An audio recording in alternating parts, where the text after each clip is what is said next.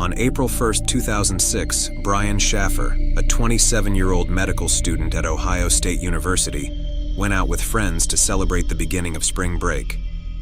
They spent the night at various bars in the area, finally ending up at the Ugly Tuna Saloona, a popular spot near campus. Surveillance footage showed Brian and his friends entering the bar around 1:15 a.m., laughing and talking. But as the night wore on, Brian became separated from his friends. By closing time, they couldn't find him and assumed he had gone home.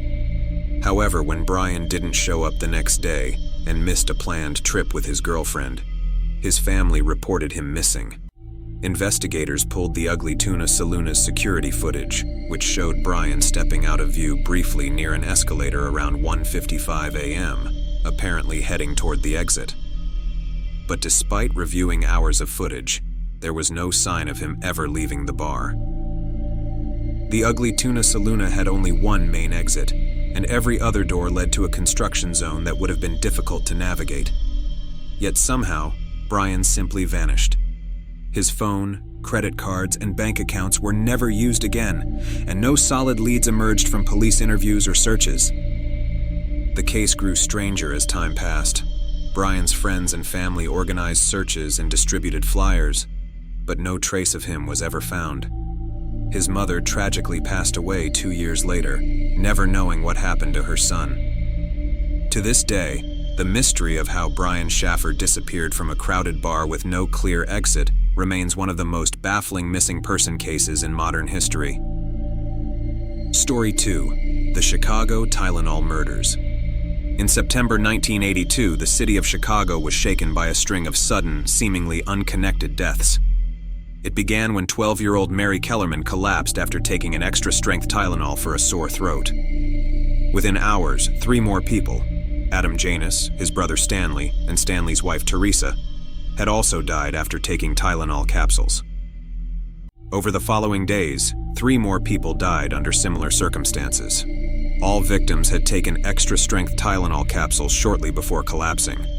Investigators quickly linked the deaths to bottles of Tylenol that had been tampered with, each containing cyanide-laced capsules. The poisoned bottles were spread across various pharmacies in the Chicago area, but the killer had no clear connection to any of the victims. This discovery sparked a nationwide panic, with stores pulling Tylenol from shelves and people discarding any capsules they had at home. The manhunt that followed was intense. Investigators interviewed hundreds of potential suspects and looked into several theories. A man named James William Lewis was arrested after sending a letter to Johnson & Johnson, the manufacturer of Tylenol, demanding $1 million to stop the killings. Though he was convicted of extortion, there was no solid evidence linking him directly to the murders. The case led to sweeping changes in how over-the-counter medications were packaged and sold, including tamper-proof seals and safety warnings. However, despite decades of investigation and renewed interest in the case over the years, the true culprit behind the Chicago Tylenol murders has never been identified. The deaths remain unsolved, a chilling reminder of a killer who poisoned an everyday product with lethal consequences. Story 3: The Unexplained Death of Ray Rivera. On May 16, 2006, 32-year-old Ray Rivera left his Baltimore home suddenly after receiving a phone call. He told his wife, Allison, he'd be back shortly, but never returned. 8 days later, his body was discovered in an abandoned conference room at the Belvedere Hotel, where investigators found a large hole in the ceiling above, suggesting Ray had fallen from a considerable height. His injuries seemed consistent with a fall, but the circumstances around his death raised more questions than answers. The hotel's roof was difficult to access, and the distance between the hole and the building's edge didn't align with a straightforward jump or fall.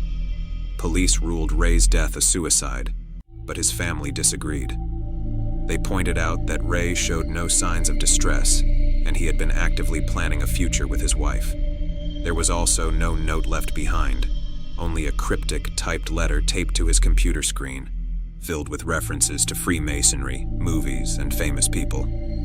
The letter's meaning has never been fully understood.